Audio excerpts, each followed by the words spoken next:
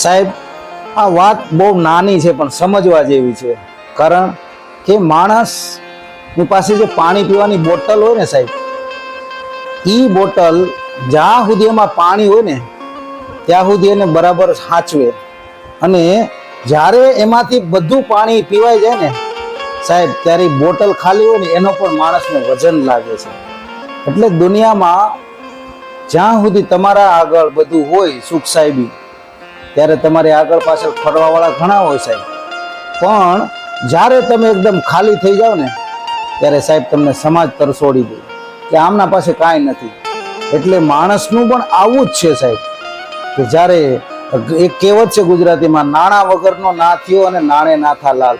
તમારા આગળ પૈસા હોય ને સાહેબ, તો તમારી આગળ ઘણા માણસો આવે, હુગાવાલા થઈ જાય, બધું થઈ જાય, પણ જો તમે ખાલી હોય સાહેબ, તો પાડોશીની બાજુમાં ખાલી પૂછવા જાવ ને કેમ છે, તો પણ એને એમ લાગે ક્યાંક માંગવા આવ્યો છે સાહેબ.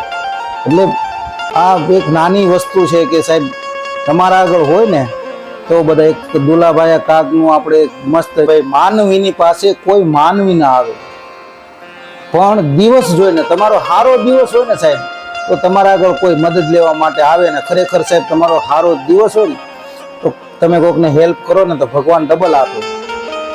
પણ તમારા પાસે હોય છતાં તમે ન આપો તો ભગવાન પણ રાજી નથી રહેતા. તમારે તો ઉપરવાળાને આગળ તમારે જાવું તો ખાલી હાથે જ જવાનું છે, કાંઈ લઈને તો જવાનું નથી, કફનમાં કોઈ ખીસું નથી.